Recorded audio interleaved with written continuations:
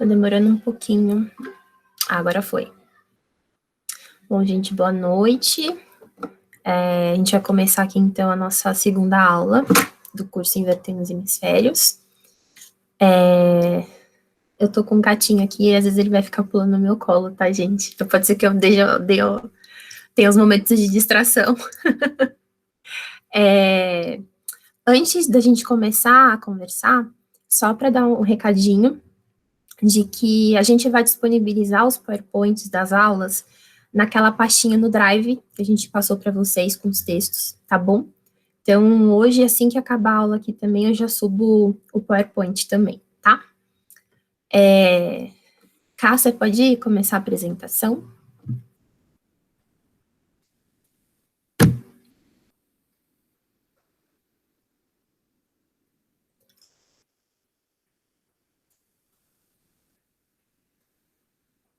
Boa.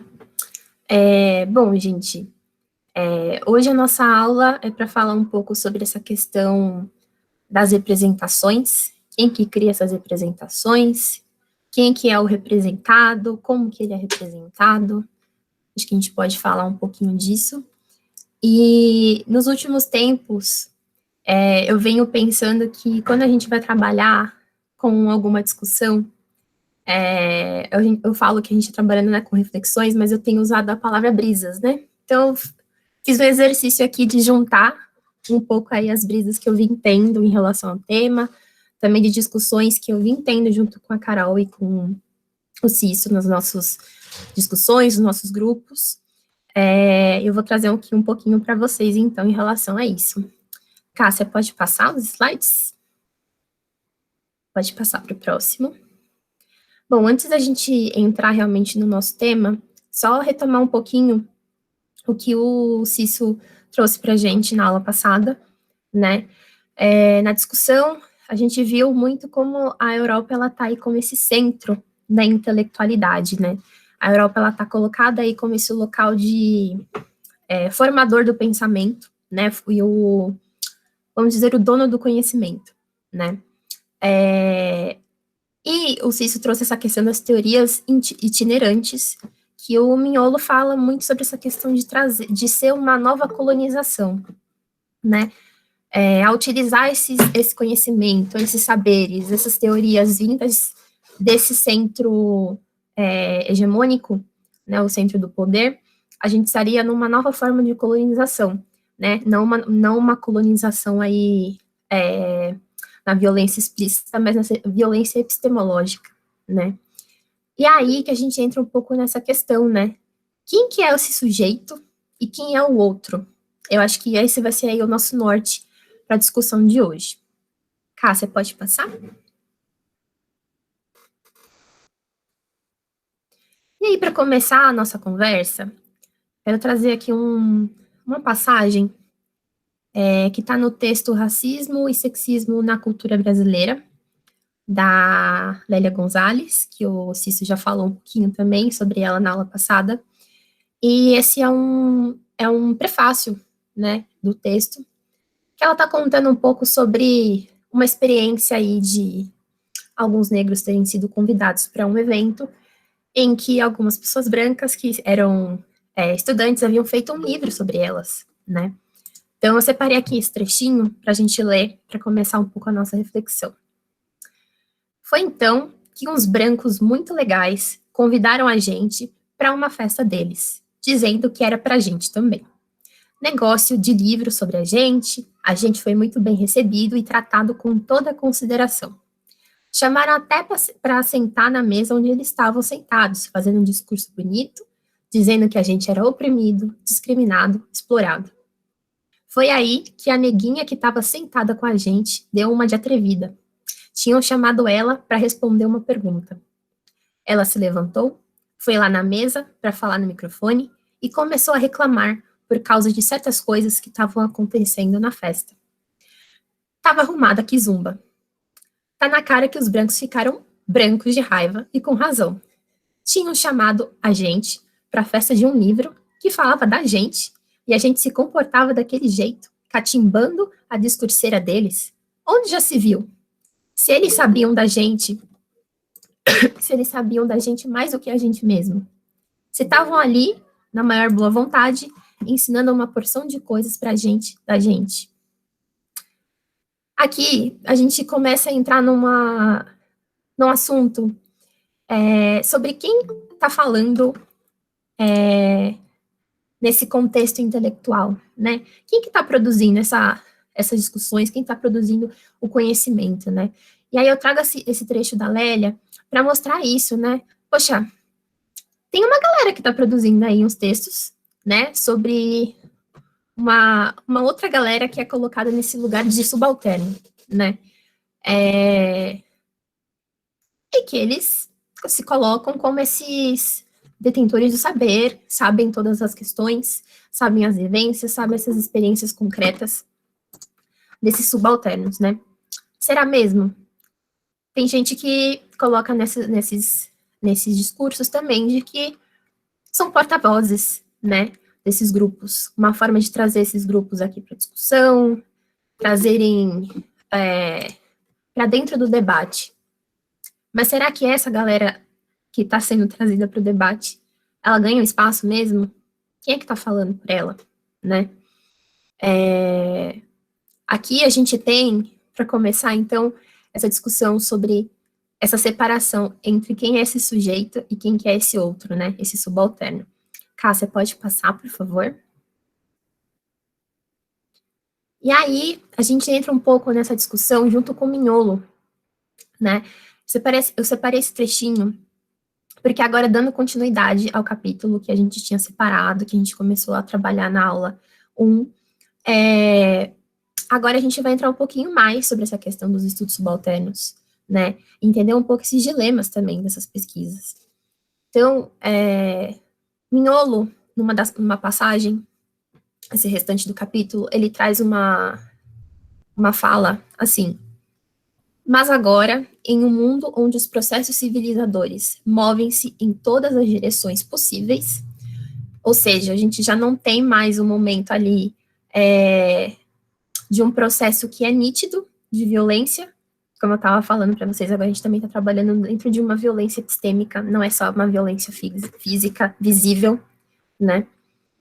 Os estudos subalternos poderiam contribuir para descolonizar a pesquisa, refletindo criticamente sobre sua própria produção e reprodução do conhecimento, e evitando a reinscrição das estratégias de subalternização.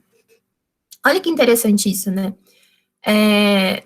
Mignolo traz essa questão para a gente pensar, né? Poxa, a gente está falando de grupos de estudos subalternos, né? Eu acho que a gente, às vezes, pode cair também numa discussão de que se a gente está trabalhando dentro, a gente está produzindo dentro desse grupo de estudos subalternos, a gente vai produzir um discurso que é fora da hegemonia, um discurso que não vai ser dominante, um discurso que vai trazer contribuições para que realmente essas pessoas ganhem espaço, né? Espaço acadêmico, espaço dentro dessa sociedade da qual a gente diz que faz parte, né? E aí ele traz isso, né? A gente precisa contribuir para descolonizar essa pesquisa, mas trazendo essa reflexão crítica, não só sobre o que a gente está reproduzindo, ou sobre o que já foi feito, mas também sobre o que a gente aqui está produzindo, né? Será que a gente consegue escapar também dessas armadilhas do mundo hegemônico, né? Cássia, pode passar, por favor? E aí aqui, um slide grandinho, mas eu tentei sintetizar um pouquinho a discussão que ele traz nesse restante dos capítulos em relação a esses estudos subalternos, né? Não só os estudos subalternos, mas justamente essa questão da crítica e da autocrítica, né? Eu acho que a gente pode resumir dessa forma.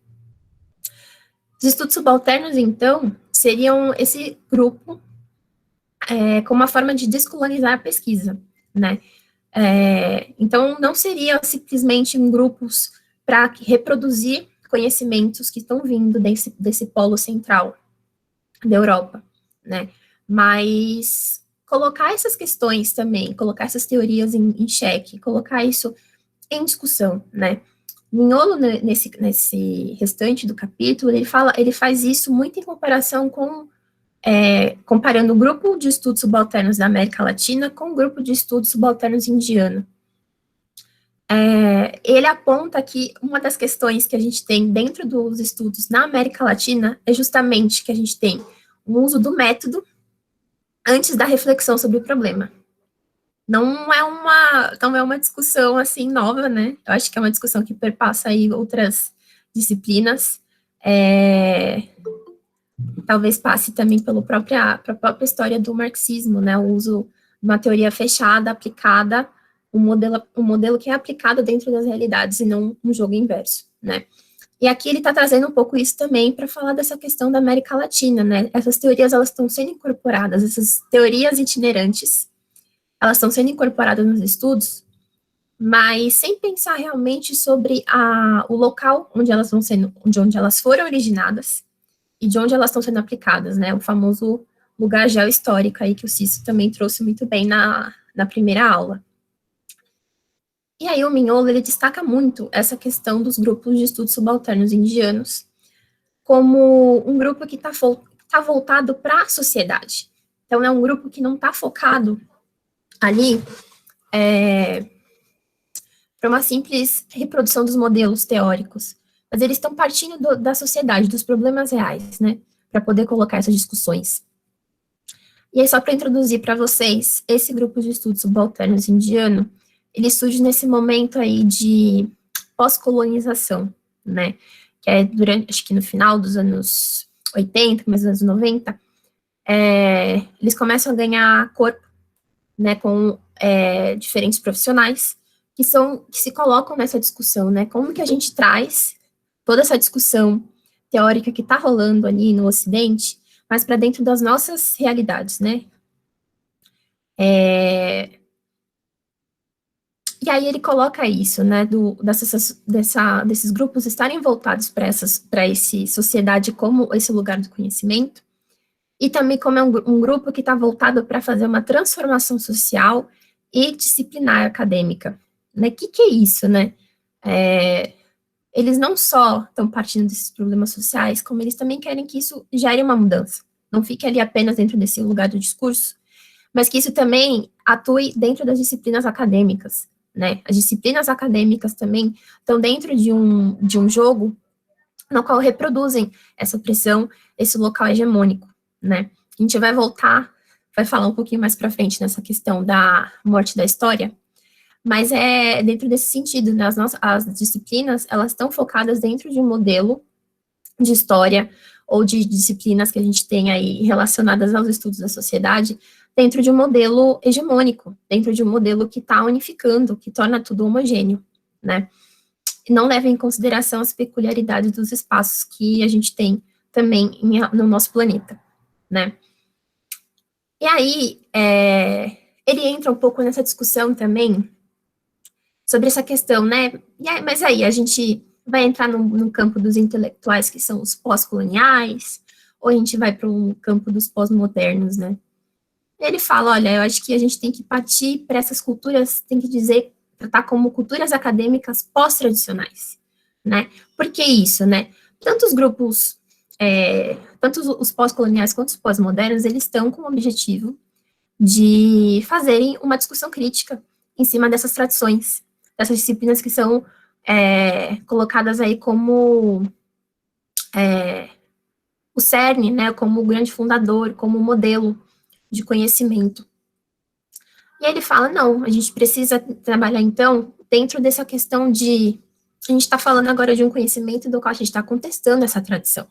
Eu não estou mais falando que, nossa, sim, a Europa foi teve um grande papel de civilizar o mundo, né? Não é isso. Qual foi a grande questão que estava envolvida na Europa durante aquele momento das grandes navegações? Justamente foi um período de invasões, um período de domínio colonial, um momento de espólios, um momento de escravização, né? E aí, ele traz um pouco essa questão desse dilema do Chakrabarti. Como que você foge disso? Porque ao mesmo tempo que você está dentro, colocando essas críticas, esses outros conhecimentos, esses outros saberes que a gente está tentando incorporar para poder fazer essa crítica a esse conhecimento colocado como hegemônico, ele acaba também colocando essas disciplinas, esses outros saberes, num lugar de subalterno, né, numa subalternidade, justamente por conta dessa dicotomia de quem produz o conhecimento e de quem é que está sendo estudado, né. Aí ele fala justamente que a história indiana ela vai continuar na subalternidade. Como que a gente resolve esse problema, né? Poxa, a gente está aqui falando, né? A gente precisa trazer esses estudos do sul global, né? Precisa trazer essas discussões que estão já rolando há um tempo, mas que continuam esquecidas, né? Por que elas continuam esquecidas? Justamente porque, de alguma forma, a gente ainda cai nesse perigo e nessa reprodução desse pensamento hegemônico, né? Dessa reprodução da hegemonia. E aí, o Mignolo traz esse passinho, né, do qual o Chakrabarty traz, que é a possibilidade, o caminho de provincializar a Europa. Ou seja, a Europa ela não vai ser mais vista como esse lugar único, com esse centro, mas justamente como uma das partes desse mundo, né? Ela faz parte desse fragmento. O mundo é muito maior.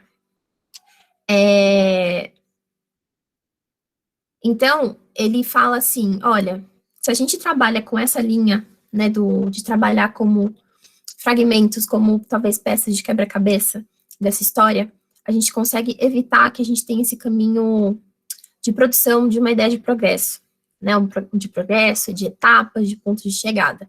Então, a Europa chegou nesse lugar de desenvolvimento porque ela passou por essas etapas do trabalho agrícola, depois teve o avanço para as cidades, teve um momento que ela saiu para poder fazer seus processos de colonização, para então se desenvolver dentro dessa sociedade industrial. E a gente sabe que isso, na verdade, não é uma questão de progresso, na verdade, tudo isso foi feito e construído historicamente num sistema justamente de dominação mesmo, né? E aí ele fala para a gente, esse caminho, junto com essa questão de provincializar a Europa, é justamente não negar as histórias e essas produções que são feitas lá, mas justamente entender que essa Europa, essa modernidade que a gente está falando, ela perpassa a história do terceiro mundo. Assim como o terceiro mundo também está em constante nessa produção dessa modernidade, também faz parte dessa construção do que é esse moderno. As coisas, elas não são separadas. Uma não leva a outra, na verdade, as duas estão em constante relação, né? E aí, fala, poxa, né, tá, mas aí como que a gente continua nesse processo? Porque provincializar a Europa é um dos processos, né? Aí ele entra nessa questão do conhecimento transdisciplinar. Não é o interdisciplinar, mas o transdisciplinar. E esse transdisciplinar aqui, ele está justamente para trazer essa discussão focada em outros saberes locais, né? Então, como que eu vou fazer esse transdisciplinar?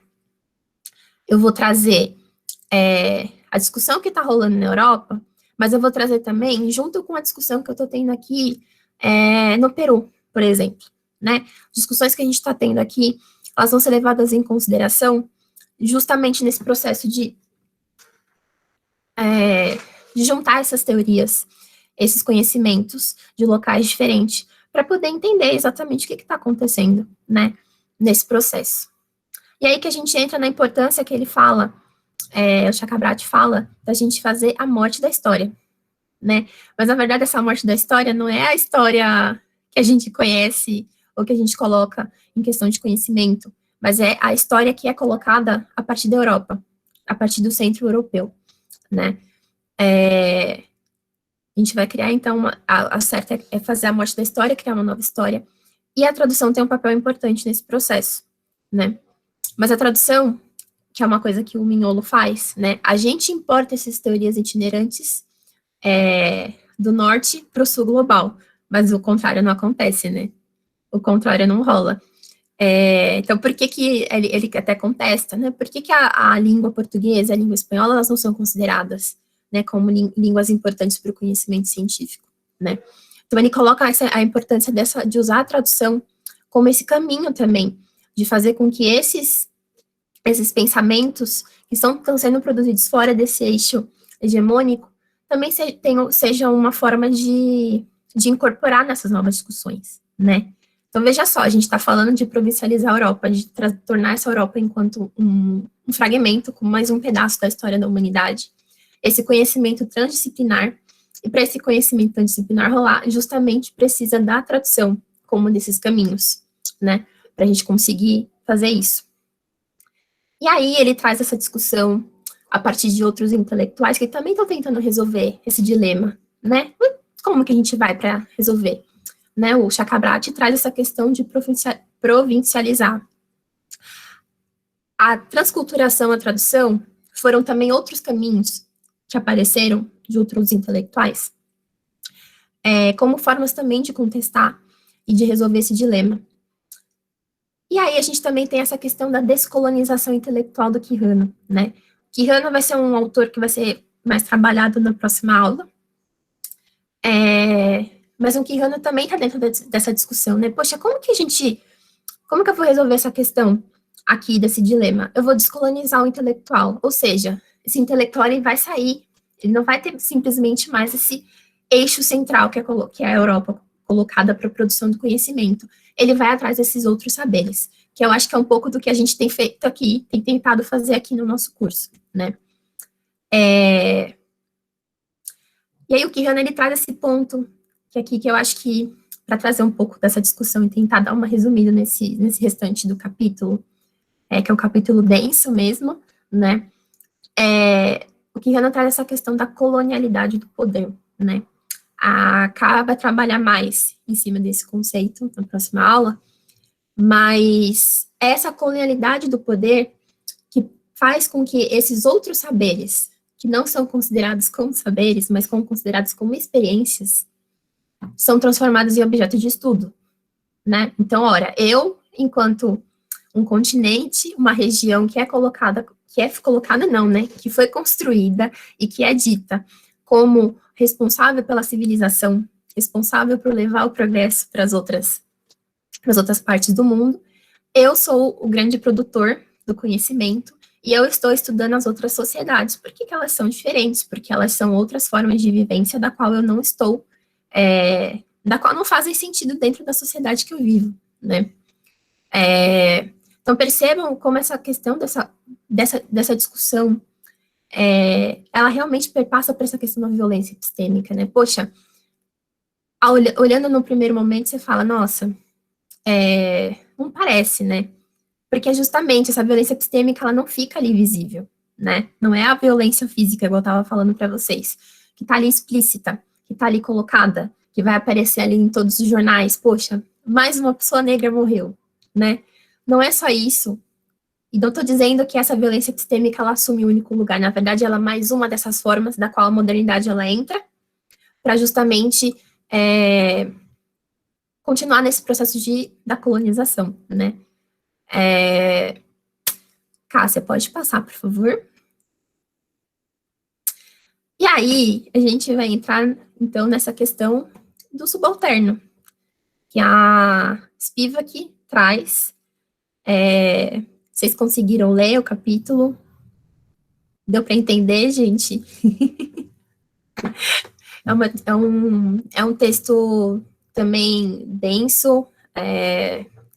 A gente aqui o Cici e a Carol aqui, a gente já está, acho que quase na 10ª leitura desse livro, assim, sempre ficam pontos que a gente ainda não conseguiu pegar, tem sempre alguma coisa nova que a gente olha e fala, nossa, agora eu entendi isso daqui.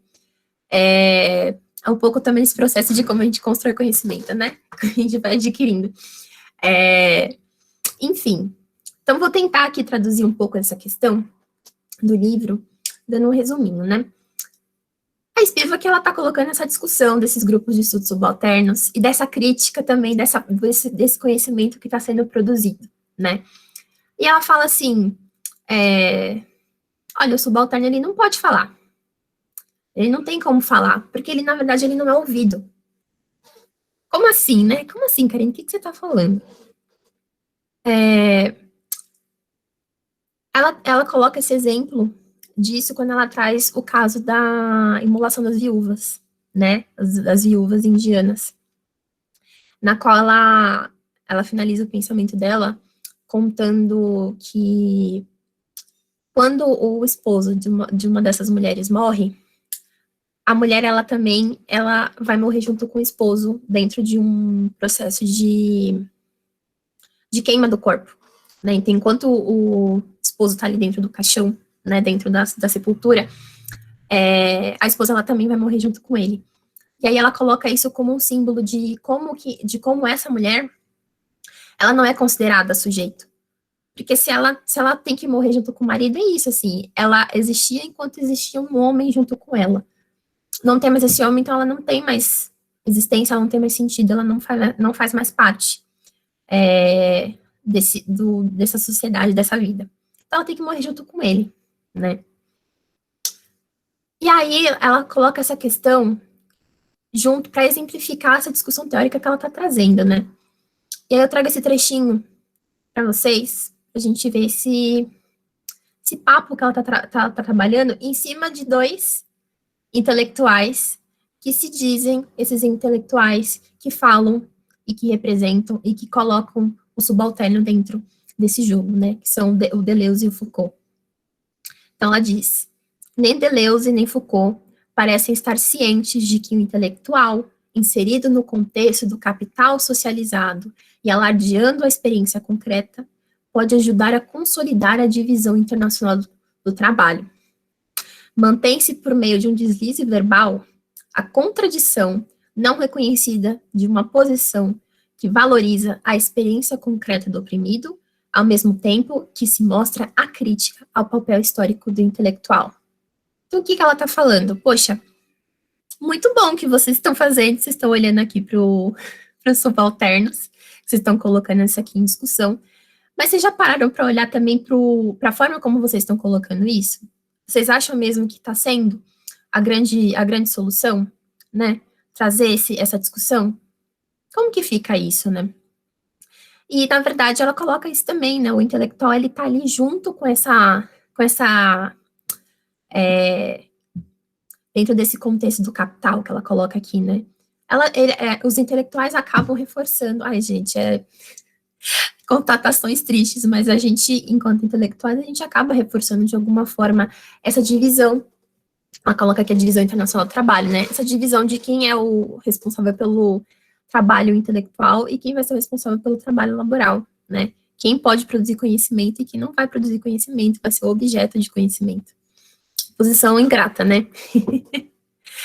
Cássia, pode passar? Aí ela coloca isso aqui, ela traz isso pra gente, né? O intelectual, dentro dessa sociedade pós-colonial, ele acaba, então, sendo esse cúmplice dessa dominação, né?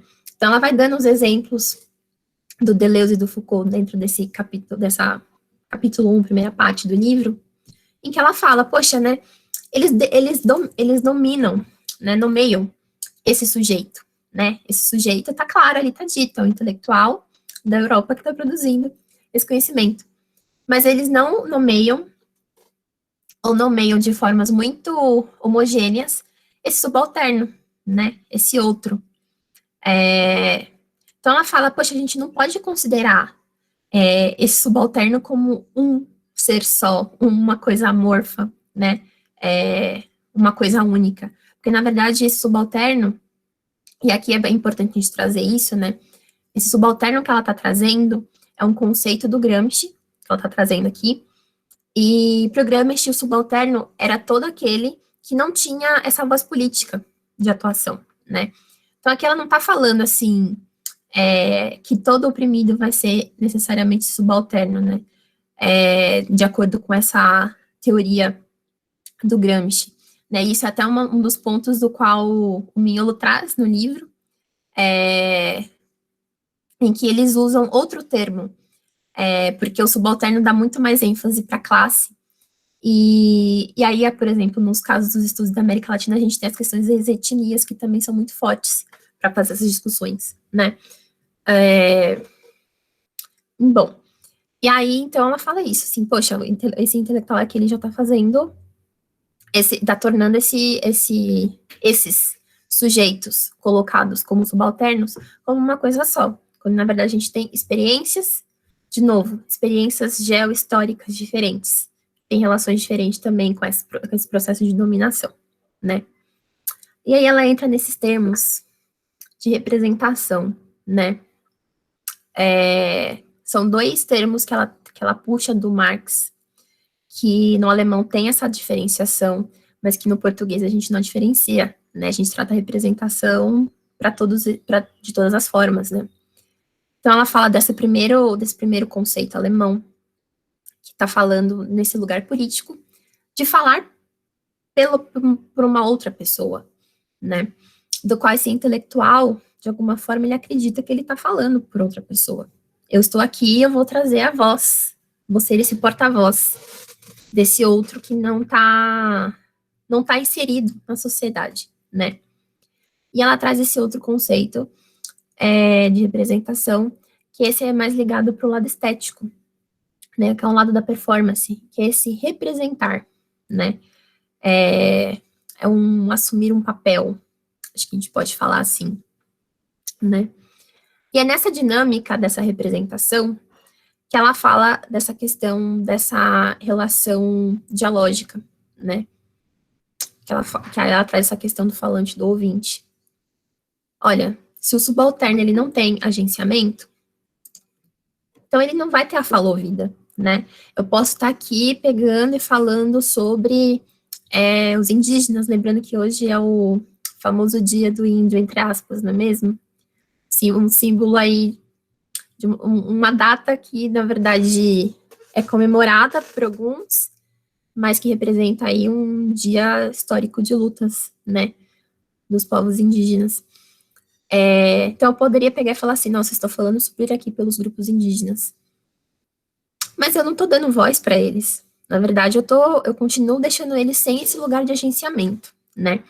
E é justamente isso que a Spivak traz. Ela fala, olha, o papel do intelectual pós-colonial é justamente abrir caminhos para esse agenciamento.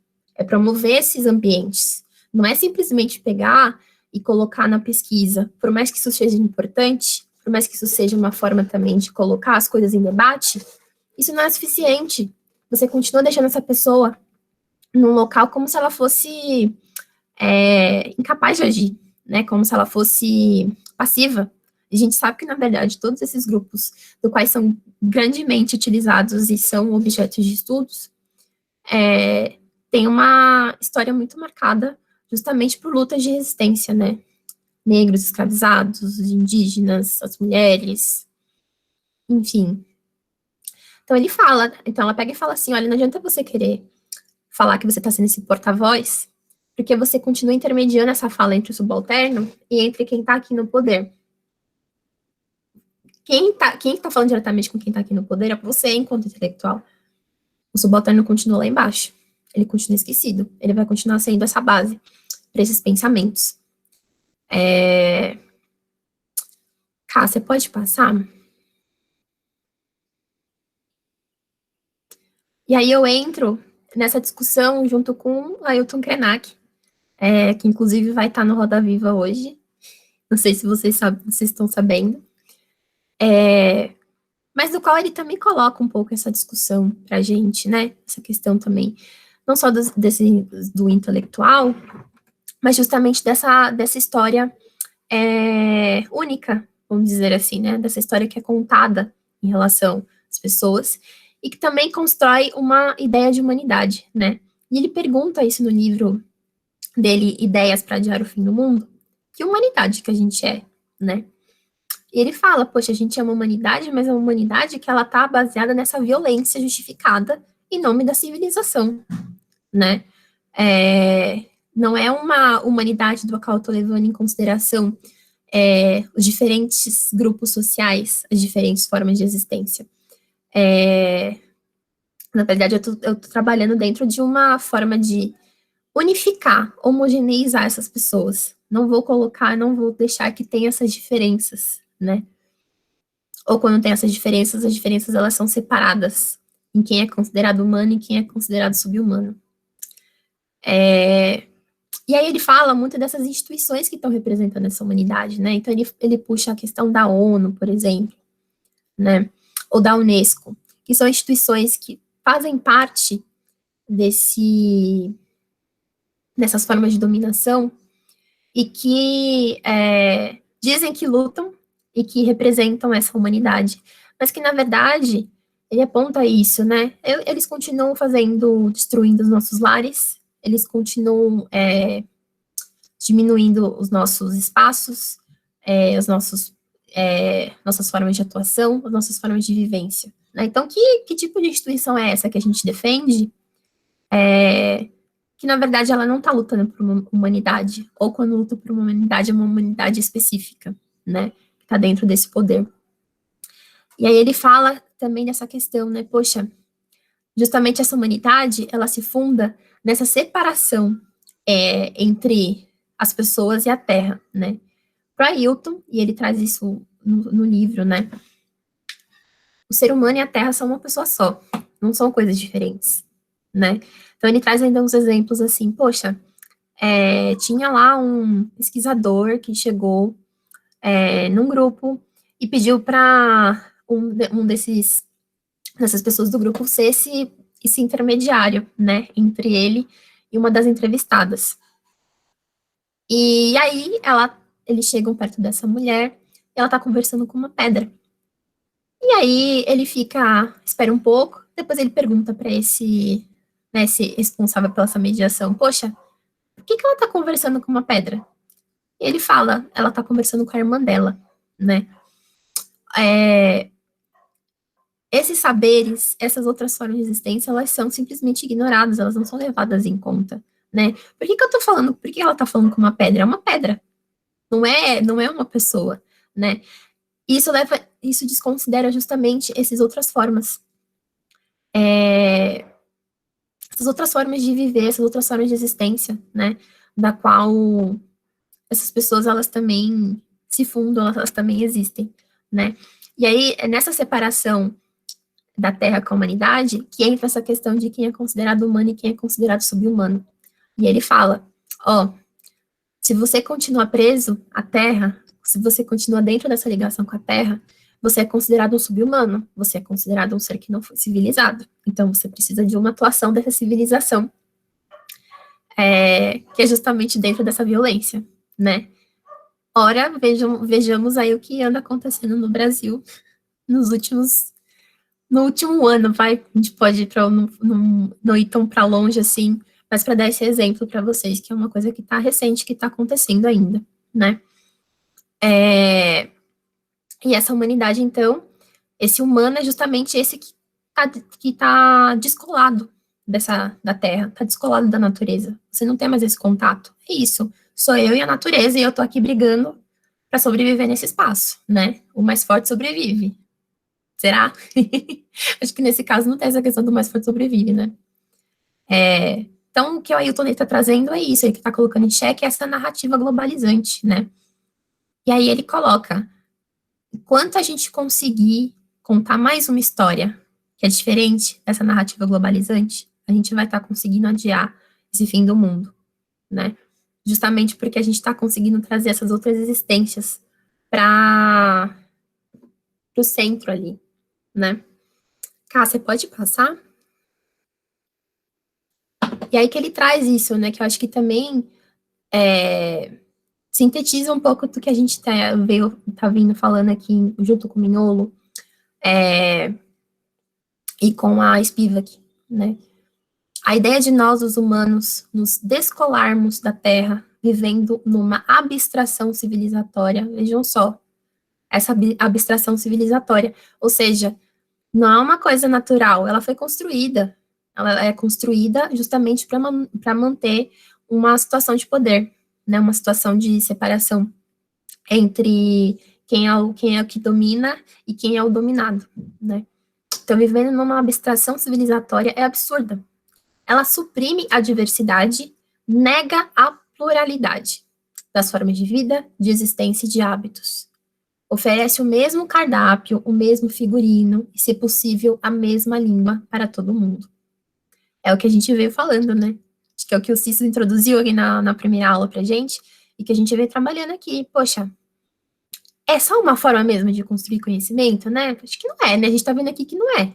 Não tem só essa história única que está sendo contada a partir desse eixo que é considerado central, né? Cássia, pode passar, por favor?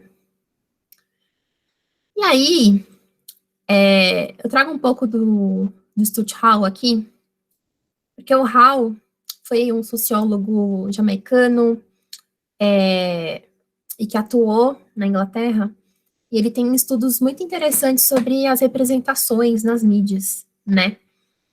E ele traz esse outro lado da representação, né? A gente está falando aqui da representação dentro desse trabalho intelectual, mas ele também está puxando para esses outros lados culturais da sociedade, né?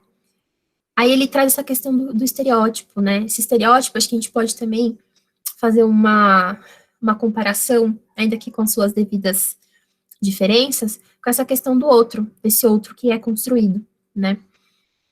Aí ele diz, nessa passagem aqui, no comecinho, bem no comecinho do capítulo, ele diz que na estereotipagem, então, estabelecemos uma conexão entre representação, diferença e poder. O poder, ao que parece, tem que ser entendido aqui não apenas em termos de exploração econômica e coerção física, mas também em termos simbólicos ou culturais mais amplos, incluindo o poder de representar alguém ou alguma coisa de certa maneira dentro de um determinado regime de representação. O exercício do poder simbólico através das práticas representacionais e a estereotipagem é um elemento chave deste exercício de violência simbólica. Ou seja, essa questão do poder, né, que aqui ele está colocando, ele está jogando a representação como uma forma de poder, né? Quem controla essas representações tem uma forma de poder, porque é justamente nesse jogo que você constrói quem vai ser esse civilizado, quem vai ser essa pessoa com qual tem esse conhecimento, e qual é aquela pessoa que precisa desse contato civilizatório, né? Quem precisa dessa ajuda desses grandes povos conhecedores, detentores do saber, né? Porque, afinal de contas, o que é a medicina ocidental comparada com os saberes ancestrais de indígenas em relação a modos de cura, né? O que são?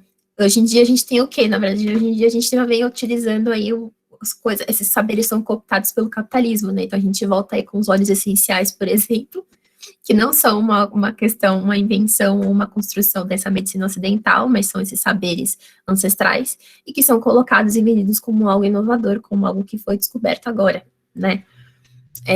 Mas você tira essa representação, e você constrói, na verdade, essa representação de algo que é novo, de algo que foi descoberto dentro dessa sociedade moderna, e não algo que já existia e que foi cooptado e que pode, na verdade, significar esse símbolo de um espólio, de um roubo, né, desses saberes. E aí o Hall também traz essa questão desse poder simbólico, né? Não é aquele poder, a gente pode dizer assim, de um rei que tem as riquezas ali, que a gente consegue ver. Na verdade, são esses símbolos, né? Essa representação. A gente está colocando esses símbolos que a gente denota de poder relacionados ao capital ou ao poder relacionado aos conhecimentos, eles são símbolos também dessa sociedade hegemônica, dessa sociedade que também mantém as estruturas de dominação, né? Cássia, pode passar para o próximo? E aí, eu vou inserir uma das brisas que eu falei para vocês no começo da aula, que é em relação aos museus, né? Os museus são desses locais que constroem representação, né? São um local que constrói uma representação de uma história. Mas qual a história, né, que esses museus estão contando, né? Os objetos que fazem parte desse museu. De onde que eles vieram? Como que eles foram conseguidos, né? como que eles foram adquiridos, qual foi o contexto dessa produção, dessa construção do museu, né? E aí, não é uma discussão nova, isso já é uma discussão que já tem um tempo, mas eu achei bacana trazer para vocês, que fala justamente dessa questão de descolonizar o museu, né? Os museus, a gente sabe, eles, na verdade, eles têm ali elementos das quais eles dizem que são uma forma de manutenção, e de alguma forma são mesmo, uma forma de manutenção de uma história, da história da humanidade, da história das relações da sociedade. Mas os museus, da forma como foram construídos, eles ocultam como esses objetos representantes dentro dessa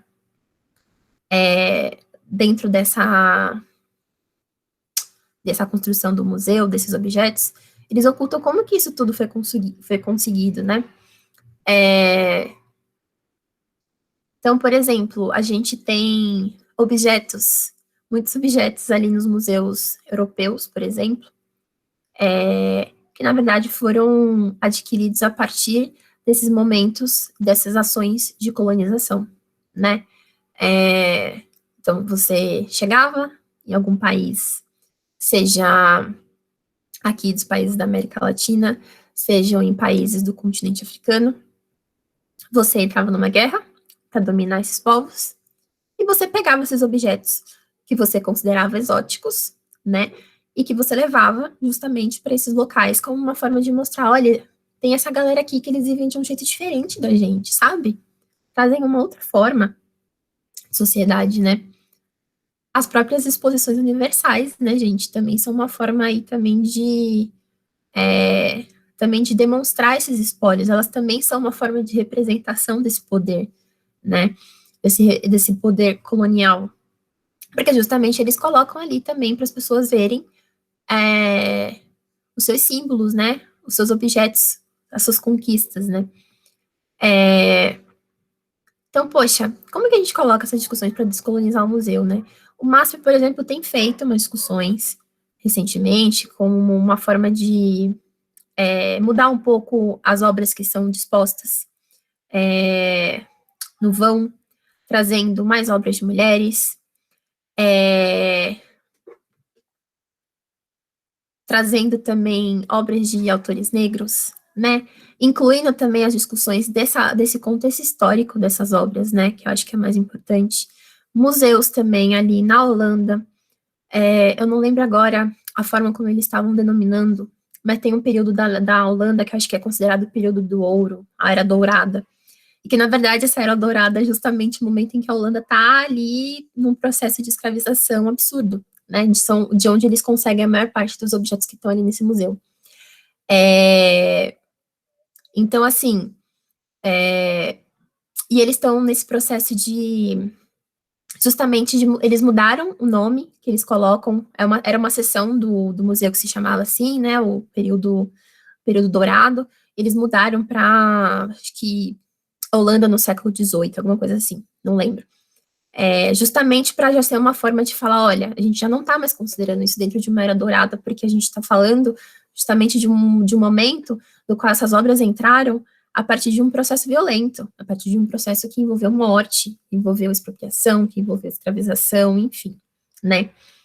Então, essas são algumas das ações também para a gente pegar e contestar um pouco, né? Essa questão das representações que trazem essa questão do poder, esse poder simbólico, né? Cá, você pode passar? Aí eu vou trazer aqui um contraponto em relação a Spivak, aqui, né? Que a gente está falando da representação, e a gente está falando dessa questão do intelectual, dessa questão dos conhecimentos. Poxa, esses conhecimentos que vêm ali da Europa, eles representam também essa Europa civilizadora, que na verdade também reproduz essas formas de dominação, e a gente coloca isso em xeque, traz outras formas aí de conhecimento dentro dessa questão da transculturação, do provincializar a Europa, e a Spivak fala que o intelectual está falando pelo sujeito, esse sujeito ele não vai ter fala e tal. Só que aí eu vou sair um pouquinho desse sul global para trazer a Grada Quilomba, que ela traz um contraponto em relação a essa fala da Spivak. E ela coloca essa discussão, né? Mas tem dificuldade em falar, é verdade, subalterna tem essa dificuldade de falar, né? Mas com quem que ela tem essa dificuldade de falar exatamente, né? Então, a Grada, ela coloca nessa questão, né? A academia, ela não é um lugar neutro. A academia, ela tem cor, tem gênero e tem um local histórico bem definido, né? Então, ela fala, olha, quando a gente coloca essas discussões e diz que o subalterno não fala, ela coloca isso como uma forma então, de dar mais base, mais sustentação para essa dominação. Então, você fala, o subalterno não pode falar, não vai ter como mudar isso, então a gente vai ficar por aqui. Vocês lembram que a Spivak falou que a gente tem que construir esses espaços de saberes, né? Então, é uma discussão aí de longas datas, vamos dizer assim. E aí a Grada, ela coloca essa questão, né, que eu falei para vocês um pouco antes, que a gente tem essa academia, que não é neutra, ela separa, então, o que é conhecimento e o que é experiência, né? Então, quem está produzindo dentro desse polo central, dentro desse pensamento hegemônico, está produzindo um conhecimento. Essas outras sociedades que estão fora desse centro, elas não produzem conhecimento, elas falam das experiências dela. Porque são menores, né? Elas estão sempre falando do eu, tem sempre essa questão, essa crítica da pessoalidade dessas discussões, né? E, na verdade, ela fala, poxa, mas não, isso aqui, na verdade, também é uma forma de conhecimento, são um outro lado que está fazendo parte dessa discussão aqui, e que também agrega no conhecimento, porque, afinal, esse conhecimento que vocês estão produzindo parte justamente dessas relações históricas, sociais, que foram construídas e que são agora vistas e colocadas como naturais, né? Então, o que ela diz é isso, assim, a voz, ela não é ouvida, porque não parte desse centro, né? A voz não é, então, desse sujeito. O sujeito é o intelectual, né? Mas é desse outro. Então, a gente não tem essa relação do falante com o ouvinte, que é o que a Spivak ressalta, né? Se a gente não tem essa dupla via do falante e do ouvinte, então você não tem escuta mesmo. E é isso que acho que é importante ressaltar para vocês, né? Acho que, não sei se já ficou claro, mas é isso, a Spivak, quando ela está falando do subalterno não pode falar, não é uma questão ali literal, né? Ele consegue articular pensamento e tudo mais, mas a questão é essa, ele não é ouvido, né? Só que se a gente for pensar, por exemplo, em grupos, vamos lá, um exemplo em relação a movimento negro, por exemplo. Tem pautas e ações que realmente elas não são ouvidas, né, por esse sujeito, elas não chegam ali no centro do poder, mas elas têm ouvintes dentro da sua própria rede de contatos, né, essa própria rede de conhecimentos. Então, acho que o importante também da gente trazer essa discussão da Grada aqui acho que, na verdade, a gente tem ali algum caminho para atuar aqui, né, nesse lugar que a gente vamos chamar de baixo, dentro dessa lógica que a gente está trabalhando aqui, e que, de alguma forma, isso aqui também vai ter que estar em conjunto com esse deslocamento, que vai dessa discussão que vai chegar no centro, né? Justamente da forma de trazer com que essa discussão que chega aqui no centro abra esses espaços de atuação para que essas discussões que estão sendo feitas entre os seus, né, entre os seus pares, entre aqueles que estão ali nessa discussão em relação, do racismo no Brasil, elas também cheguem aqui no centro, né? Mas cheguem no centro sem que sejam cooptadas dentro de um sistema que vai reproduzir essa opressão, né? Que não sejam colocadas aí num lugar de representantes. E aí a gente vai esbarrar um pouquinho nesse assunto também do representante e da representatividade. Não tem como, né? Porque justamente essa, assim, a gente vai ter esses representantes, a gente precisa ter com que essa pauta chegue no centro. Mas muitas vezes essa pauta, quando ela chega no centro, ela é cooptada pelo sistema. Ela é cooptada para uma forma também de manter, de manutenção, da dominação, né? Então, Será que todas as discussões lá, aquelas camisetas da Renner sobre feminismo, gente, Renner, agora a gente não tá indo mais pra Renner, né? Não dá pra sair. Mas aquelas camisetas lá da Renner sobre feminismo, aquele papo todo que a gente tem em relação a mulheres negras, vidas negras importam e tudo mais. A gente também, assim, aquilo. É muito bom que essas coisas estejam em pauta, é muito bom que essas coisas estejam sendo difundidas. Mas como que isso está sendo feito? E o que que isso está sendo representado? De onde que isso está vindo, né? Essas pautas estão sendo realmente colocadas em discussão, elas estão ficando dentro de dentro de um lugar sem profundidade, uma discussão rasa, né? Então, não, porque feminismo é isso, a gente coloca uma camiseta bonitinha aqui e diz, sai macho e acabou, resolveu todos os problemas, é isso, é feminismo, mulheres estamos no poder, uhul, acabou o machismo no Brasil, né? Não é assim, a gente sabe que não é assim, né? É um símbolo, é uma coisa legal, pode ser uma forma aí de você representar teu pensamento, a tua posição, mas ela não é a ação que a gente precisa justamente para reverter, né? Quebrar esse sistema, quebrar essa lógica de dominação, né? Então, acho que é importante a gente ter um pouco essa discussão, ter um pouco essa questão do representante do representativo, né? Representante acho que a gente pode ter em todos os espaços, vide governo atual que a gente tem, ainda que em parcelas tão mínimas que às vezes é tão difícil de lembrar, mas existem ali mulheres, pessoas negras dentro do governo, mas que não necessariamente tem essa questão da representatividade, né?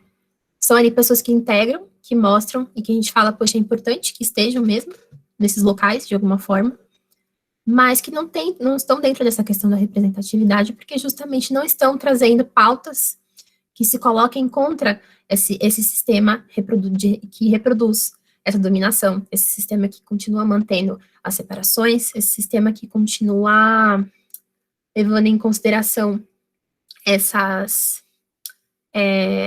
opressões, né? Cássia, pode passar? Ih, gente, a minha brisa foi muito rápida. O último slide aqui, para falar de tudo isso, trazendo esse contraponto da Grada Quilomba, eu volto na Lélia, justamente nesse texto, mesmo texto que a gente começou a aula, quando ela já está desenvolvendo mais para frente. E que ela está falando disso, né? Poxa, né? Estão ali, os brancos legais, estão produzindo uma história sobre a gente está aqui, tá aqui reclamando, falando algumas coisas aqui sobre a forma como eles estão lidando com a gente, sabe, somos ingratos.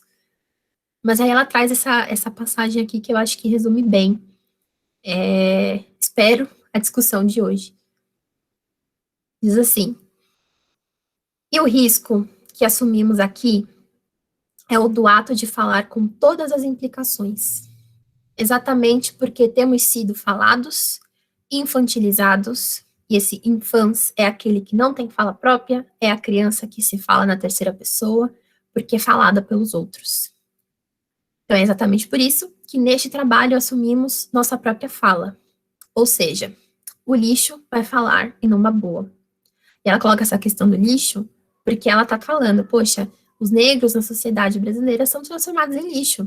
Eles são naturalizados como preguiçosos, eles são naturalizados como pessoas que não querem mudança social.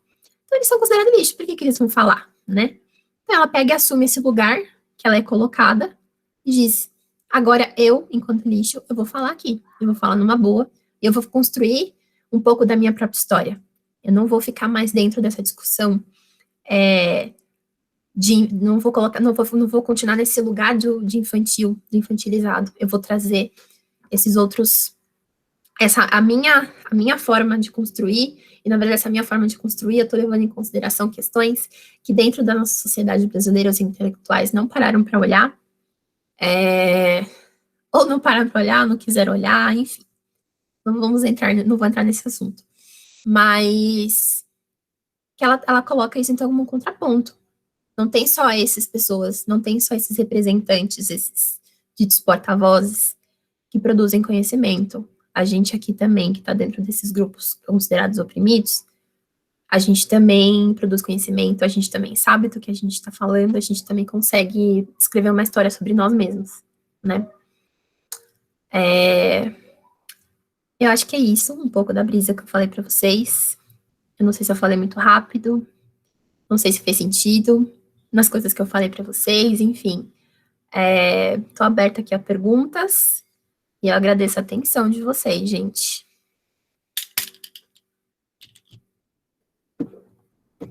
Cacá, tivemos aí alguns comentários, algumas questões, mas eu queria já deixar um outro comentário, né? Vocês podem fazer outras questões, algum tipo de comentário, sintam-se livres para usar esse espaço aqui como uma forma de diálogo. E aí, Cacá, eu tenho algumas coisas aqui que eu fui registrando, né, para colocar para você. Você prefere que eu faça uma tomada ou que eu vá uma por uma? Acho que é melhor uma por uma, porque eu não vou lembrar de todas. Tá, tudo bem. Bom, a primeira questão aqui que foi posta foi pela Raíssa Rodrigues. Ela pergunta aqui, ó, queria saber como vocês veem o papel de uma mulher branca ou até de um homem no contexto das lutas do feminismo negro interseccional, né, o feminismos negros interseccionais. Cabe a contribuição? Qual a melhor forma de cooperar respeitando o lugar de fala? Então, acho que essa questão dela é bastante pertinente sobre como as pessoas vão conceber intelectualidades, respeitando aí um assunto que está sendo bastante debatido hoje em dia, né? Uau, bela pergunta. Acho que é um assunto que sempre esbarra mesmo nesses assuntos. E eu acho que é justamente, eu acho que a resposta acho que também está nessa pergunta, a própria pergunta, né? Que é essa questão do lugar de fala, né? Então, enquanto mulher branca, ao invés de você assumir esse lugar de falar por, né, pelo movimento, acho que é você falar com ou junto ao movimento, né? Isso eu estou dizendo de que forma? Você pegar o teu lugar social que você ocupa, então, você, enquanto uma mulher branca, dentro de uma sociedade capitalista que é fundada na manutenção e na exploração de pessoas negras, né? Essa manutenção desse poder. Como que você se beneficia dessa sociedade?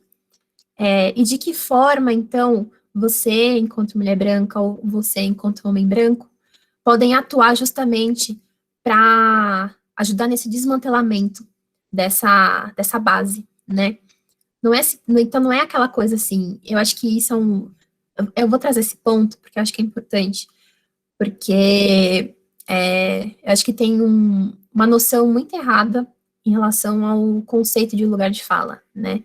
Tem gente que diz, olha, eu sou uma pessoa branca, então eu não posso falar sobre racismo, porque eu não vivo isso, né? E a questão do lugar de fala não é essa questão, né? A questão do lugar de fala é justamente você partir do lugar social, econômico, de gênero que você está fazendo parte naquela sociedade. Então, você, enquanto pessoa branca, você é sim beneficiada dessa estrutura, né? Você é representado de alguma forma. E essas representações, elas são colocadas de uma forma para exaltar essas pessoas brancas, a cultura branca, né, a estética branca. Peraí, gente, eu me perdi, as brisas vêm e eu me perco no pensamento. Mas, enfim, é isso. É você partir do teu lugar, realmente do teu lugar, para pegar e falar assim, olha, enquanto mulher branca, ou enquanto homem negro, ou homem branco, eu me beneficio de um sistema que oprime pessoas negras, pessoas indígenas. Então, é a partir desse lugar que eu estou atuando, que eu vou conseguir contribuir para que esses movimentos, essas pautas do feminismo negro, né, os feminismos interseccionais, eles consigam ganhar espaço. Eu acho que esse é um dos caminhos, talvez, que a Spivak fala do trabalho do intelectual, né, de abrir esses caminhos para a atuação desse oprimido, desse subalterno. Não sei se eu respondi.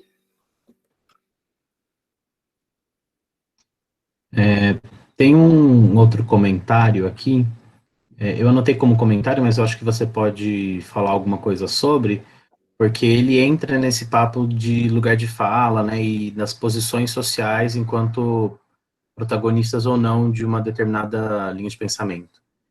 E aí é um comentário feito pelo Ciro Garcês, né, que ele fala assim: lembrei de uma discussão polêmica sobre baunilha do Cerrado, que é uma sabedoria e sabor quilombola calunga.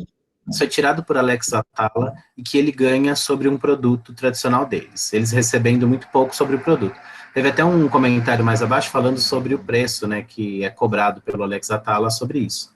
E aí eu acho que você pode comentar um pouquinho sobre como seria essa apropriação de saberes, de grupos não hegemônicos, sabendo que local de fala, lugar de fala e apropriação são termos que são bastante discutidos hoje em dia, né, e pouco aprofundados.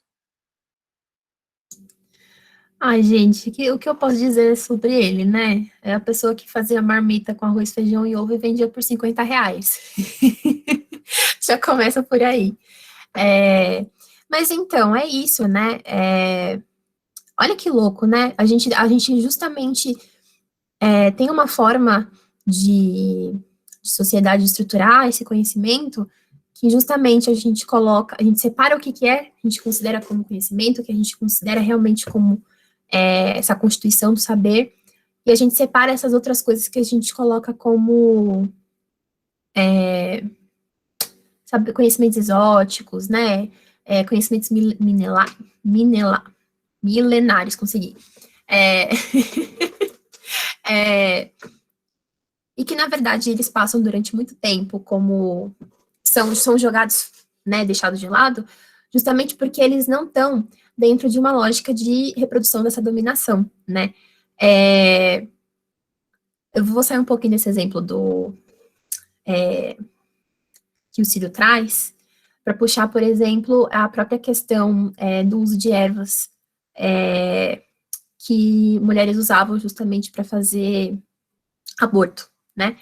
Isso é um conhecimento, é uma forma de medicina, né? E que é jogado, deixado de lado e é colocado como, né, para além das questões morais envolvidas, não é colocado como conhecimento, porque, nossa, assim, que coisa maluca que você está fazendo de utilizar uma erva para fazer esse processo de aborto, né? Da mesma forma, sobre o uso, qual que é o nome mesmo, Cício? O uso da... Ele usa a palavra exatamente baunilha do Cerrado. Baunilha do Cerrado, exatamente. Então, da mesma forma, assim, poxa, que você está usando baunilha do Cerrado para fazer comida, sabe? Não, sai daqui. Aí que tá, né? A gente atua dessa forma. A sociedade, ela escanteia, joga para a margem esses saberes.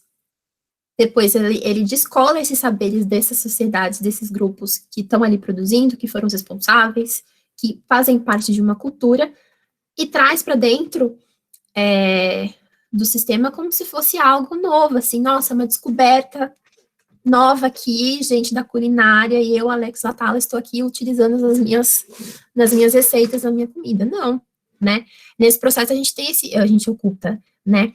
E se ele traz essa questão e fala que tem a ver com esses povos, a gente entra nessa questão da representação, né? Ao mesmo tempo que ele está dizendo ali, está falando, olha, estou utilizando uma forma de produzir comida, de trazer esse alimento de um grupo que está aqui, que foi renegado a ficar na margem, mas ao mesmo tempo eu não pago a mesma porcentagem para eles em relação ao que eu estou ganhando na produção dessas comidas, né? Do lucro que eu estou conseguindo com a venda dessas marmitas, né? Então, enfim, eu acho que também, de novo, tem essa questão do local de fala, e também nessa questão dessa separação, né? Desse reforço dessa estrutura de dominação, né?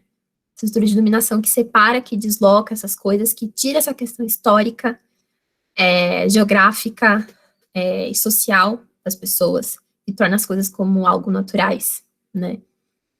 Enfim, eu acho que é isso. Beleza. Tem um outro comentário aqui, mas que eu acho que ele pode ser transformado em questão, que é feito pelo Francisco Moreno Lanfredi, não sei se é assim que pronuncia.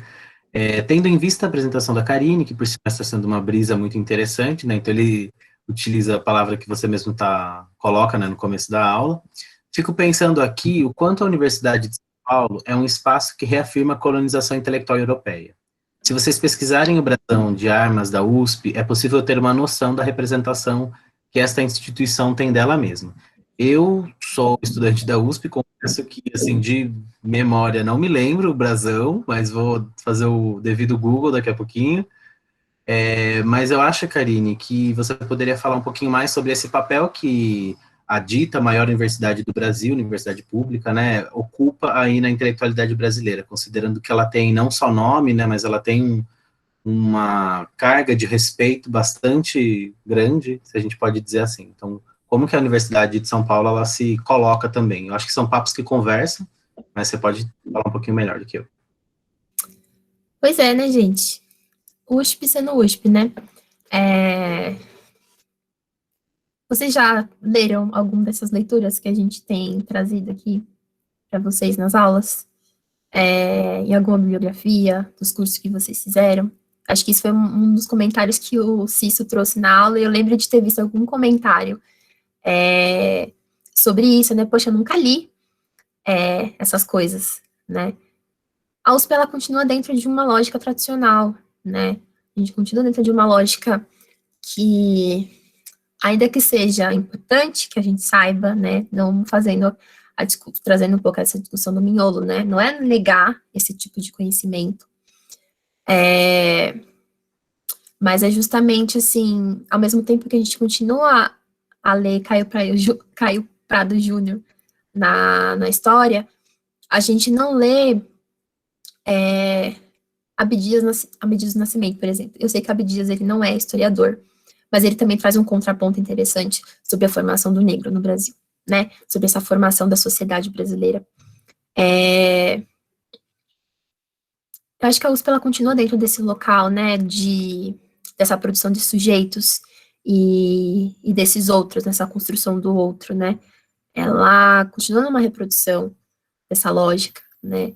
E ainda que aqui, né, o Cício, a Carol, a gente estude na USP e a gente tente trazer essas discussões para os nossos trabalhos, também, de alguma forma, a gente também acaba tendo algum tipo de reprodução. De novo, aquela triste notícia em que a Spivak traz, né? O intelectual, ele tá ali dentro desse papo hegemônico e a gente acaba reproduzindo de alguma forma, né? Mas,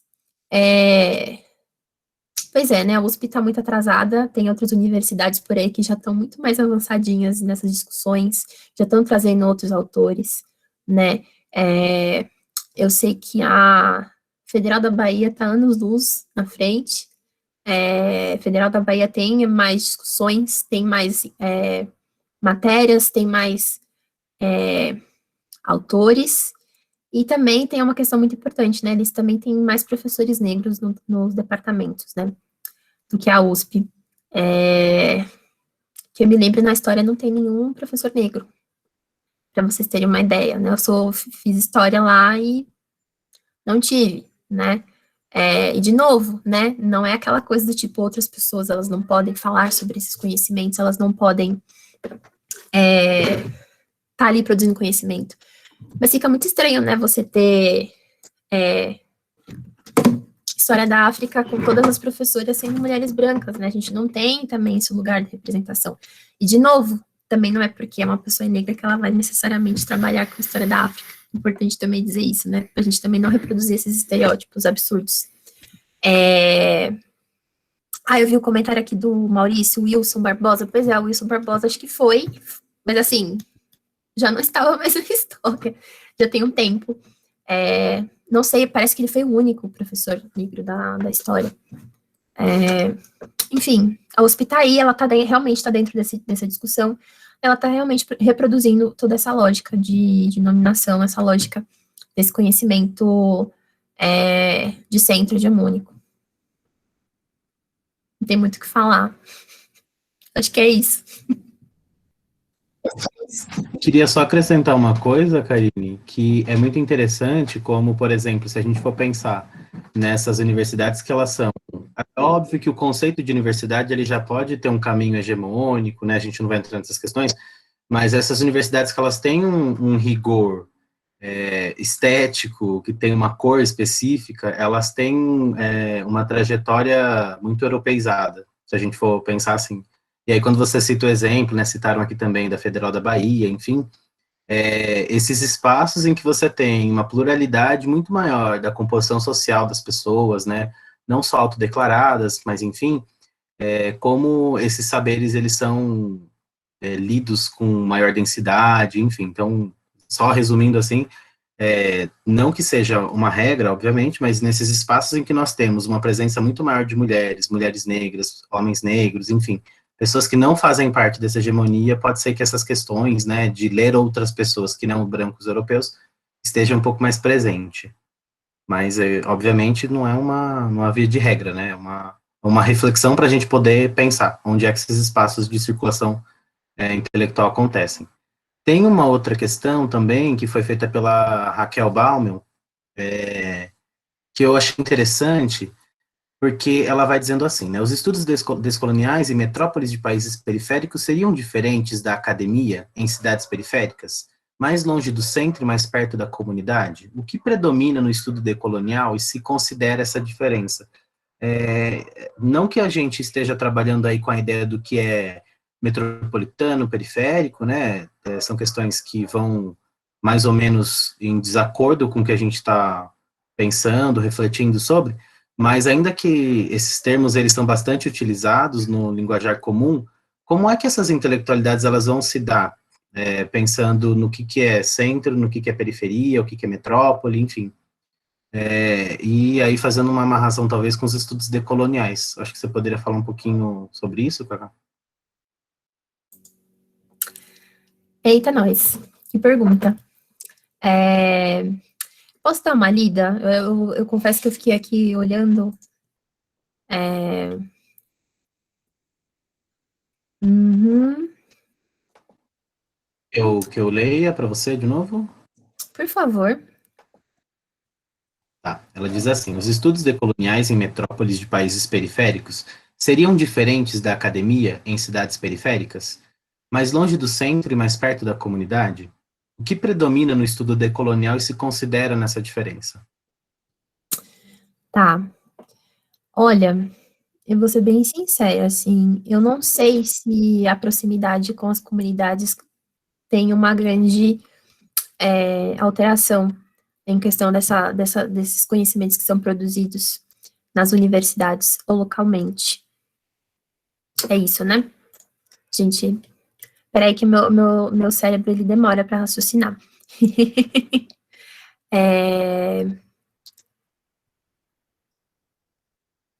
Tá. Então, eu fico pensando no caso da USP, por exemplo. Tinha alguém falando? Não, né?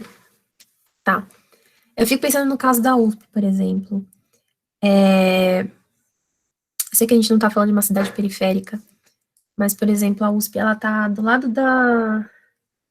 da São Remo, né? E eu achei interessante como isso não é levado em conta nas discussões que a gente tem dentro da universidade, né? Da mesma forma que eu acho que esses estudos periféricos, que estão nesses locais e nas universidades também, eu acho que tudo isso vai depender muito também da forma, da partir dessa concepção, dessa constituição, do que eles estão considerando como saber, né? Eu acho que é um pouco isso, assim, não adianta, não é porque necessariamente a gente está produzindo conhecimento fora desse locus central que necessariamente a gente vai trazer essas discussões decoloniais, descoloniais. A gente pode, na verdade, continuar numa manutenção dessa forma de pensamento, nessa forma de construção de saber, sabe? Acho que isso vai realmente depender muito da formação de quem está ali produzindo esse conhecimento, né? Dos acessos que essa pessoa teve, dos contatos. Eu realmente acho difícil responder essa pergunta e falar exatamente essas diferenças, porque eu acho que envolve esses pontos, sabe?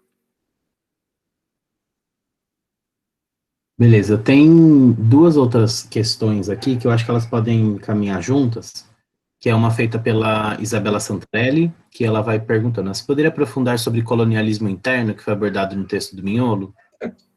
E aí, Maria Aline Fernandes de Camargo, ela pergunta, ela fala que ficou com uma dúvida, né, no texto do Mignolo, sobre a importância da questão geoística, né, do local geoístico, na produção do conhecimento. É principalmente uma contribuição dele para os estudos sobre subalternidade, ou ele está trazendo uma perspectiva também presente em outros autores? E aí, eu acho que você poderia falar um pouquinho, Cacá, sobre como esse locus de enunciação, né, esse local geoístico, enfim, ele trabalha no sentido de contribuir, né, na maneira como a gente vai fazer uma leitura de mundo e uma análise dos objetos, dos materiais artísticos, enfim. Tá. Primeiro, sobre a questão do colonialismo interno, né? Miolo, quando ele está falando dessa questão, ele traz o populismo e o liberalismo, né? Por quê? O colonialismo interno, ele vai ser uma forma de manutenção no sistema de dominação, que ele fala, né, que atua sorrateiramente, né, no modo subterrâneo, e que mantém eu lembro dessa passagem de falando assim, né, mantém essa lógica de dominação colonial de longa duração, né, esse colonialismo interno, eu entendo como uma forma de atualizar esse sistema de dominação, agora não mais partindo necessariamente de um país externo dentro atuando diretamente nesse país, desse país, né, dessa sociedade, mas dentro de uma lógica indireta, né? Então, é dentro dessa reprodução, dentro desses sistemas do populismo e do liberalismo que estão conversando com esses outros países, com esses outros grupos, eles atuam de uma forma que eles reproduzem essa dominação dentro da sociedade, sem que isso seja vista como essa manutenção desse processo colonial. Não sei se agora ficou claro em relação a isso. Sobre essa questão da importância do local geoístico, né?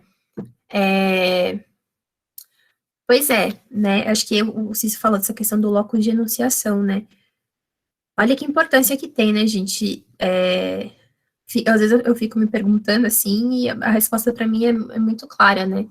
Se a gente não tivesse essas produções de conhecimento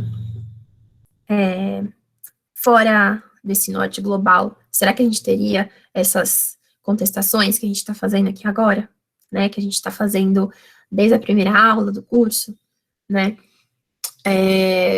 Justamente porque a gente vive numa forma de sociedade da qual a gente tem essas separações entre países que são considerados dominados, ou que a gente, por muito tempo, chamou esses países de primeiro mundo, e esses países aí de segundo, terceiro mundo, que atuam em situações e formas diferentes, né?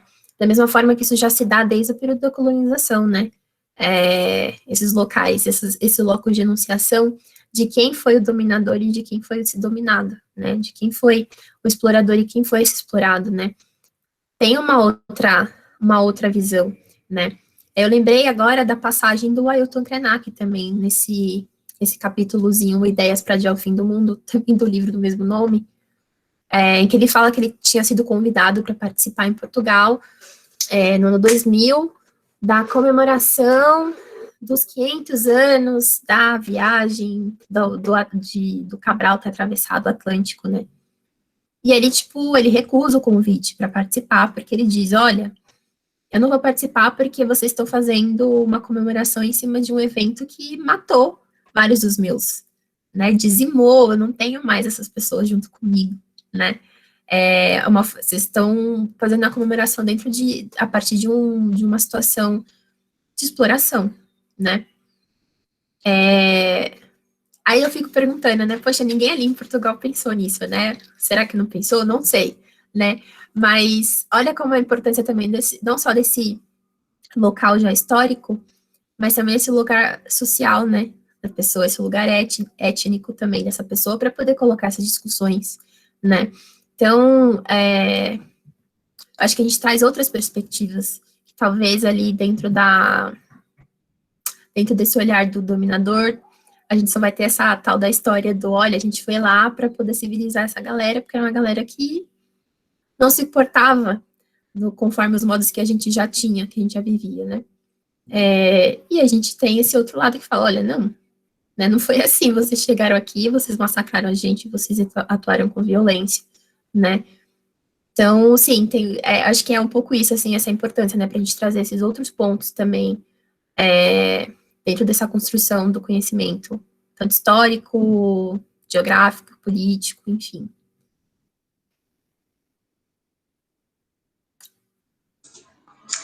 Eu queria fazer um comentário sobre esse negócio das categorias geohistóricas, que é um pouco, não sei se foi uma brisa minha, mas queria falar e ver o que vocês acham também. Na página 261, o Mignolo está falando lá do Prakash. Aí ele diz assim, eu vou ler a passagem, tá? Prakash percebe na historiografia da Índia, praticada pelos historiadores subalternistas, uma identificação com a posição do sujeito subordinado, que se torna aguda ao formular perspectivas críticas terceiro-mundistas e ao reformular as categorias geohistóricas fundadas e implementadas pela indologia e pelos estudos de área. Aí eu fiquei pensando, né, nesse movimento que ele fala, desses historiadores, de reformular essas categorias geohistóricas. E eu achei que é muito o que a Lélia Gonzalez faz quando ela reformula, né, a América Latina para a América Latina, e para quando ela pensa esse feminismo... como que é? Afro-latino-americano. Isso, afro-latino-americano. Então, eu fiquei pensando muito como, para ela pensar essa realidade, ela vai precisar reformular, né? Não é só Brasil, não é só América Latina, não é só África, ela vai precisar criar uma outra categoria. E aí, um pouco depois, ele também fala assim: o que sobra é um deslocamento da identificação política em nível nacional para uma identificação com posições de sujeito em nível de uma economia capitalista global. E aí, isso me fez pensar se essa coisa da identificação, né, não é até mesmo uma proposição de se pensar identidades de outras formas também, a partir da reformulação dessas categorias geohistóricas, né, porque aí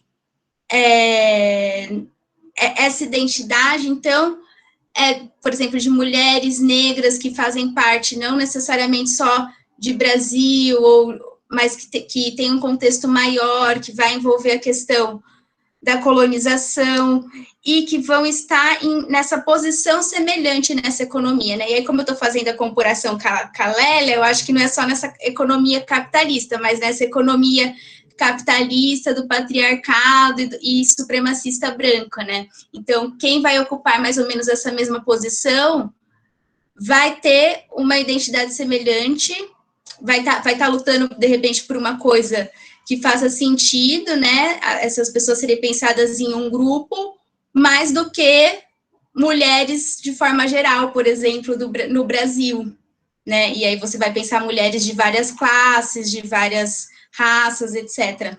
E aí era mais ou menos isso que eu ia comentar e ver se vocês acham que tem algum sentido essa comparação com a Lélia. Declaro que ouvi e concordo. Você quer comentar alguma coisa sobre, Cacau, ou eu passo para a pergunta da Clarice? Pode passar a pergunta. Tá. A Clarice, ela traz uma importantíssima reflexão aqui, que inclusive eu vou trazer a minha bagagem de professor de português, para dizer assim, ela faz uma questão que parte da afirmação. E isso é importante porque tem uma densidade muito importante aqui nessa questão. Usei a palavra importante 3 vezes, mas vocês entenderam. Ela vai dizendo, né? Você percebe que essas questões do lugar de fala criam uma, entre aspas, prisão a esse locus de enunciação, como se o subalterno só tivesse voz naquele tópico específico? E aí a gente amarra todas as questões respondidas aqui sobre essa outra categoria, né, que seria essa prisão que ela está colocando aqui. O que você pensa sobre isso, Cacá? Então, mas quem que coloca exatamente essa prisão, né? É isso que eu fiquei pensando aqui agora, porque, na verdade, assim, esse locus de enunciação é um dos locais de onde a gente pode puxar a fala, de onde a gente pode atuar enquanto intelectual, né?